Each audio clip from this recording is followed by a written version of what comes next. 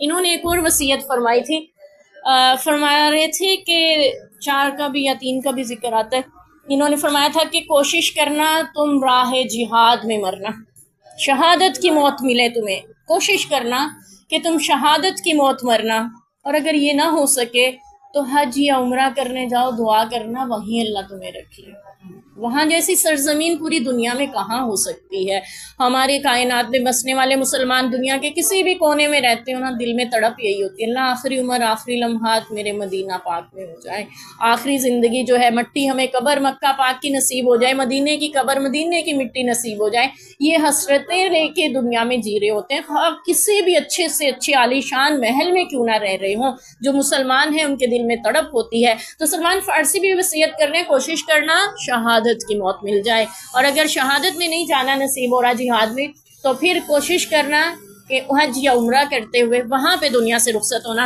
اور اس کی فضیلت یہ ہے، جو شخص حج یا عمرے کی حالت میں دنیا سے جائے گا، قیامت کے دن وہ احرام کی حالت میں اٹھایا جائے گا، اسی حال میں اٹھے گا اور تلبیہ کہتے ہوئے اٹھے گا، لبیک اللہم لبیک۔ اتنی بڑی سعادت ہے۔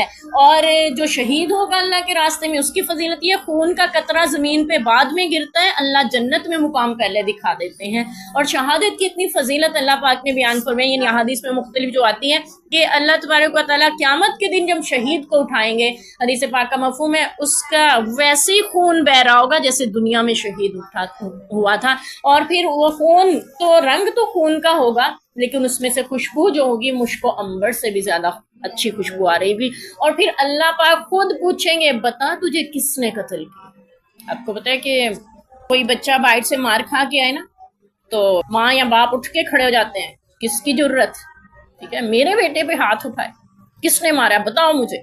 اللہ تعالیٰ بھی قیامت کے دن شہید کا مقدمہ خود لڑیں گے، کس نے تم پہ ہاتھ اٹھایا، کس نے تمہیں قتل کیا، بتاؤ مجھے، میں آج تمہارا بدلہ لوں۔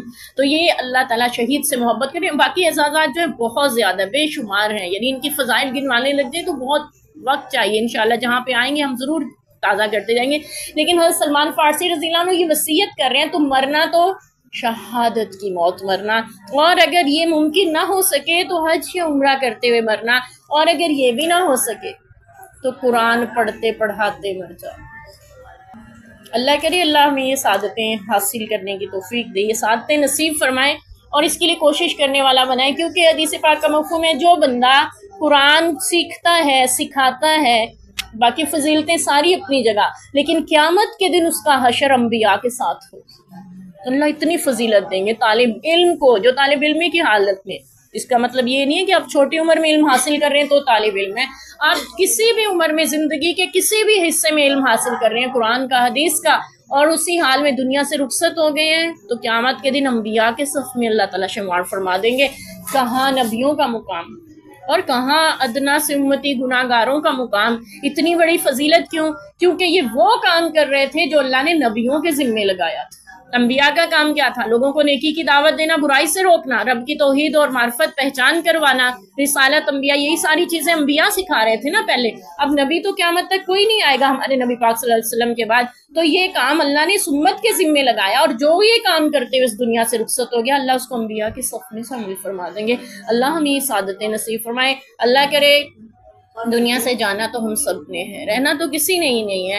اللہ کرے جب اس دنیا سے جائیں اس حال میں جائیں کہ وہ ہم سے راضی ہو، اور ہم اس کے دین کی تبلیغ اور دعوت دیتے ہوئے قرآن و سنت لوگوں کو سیکھتے سکھاتے اس دنیا سے رخصت ہوں۔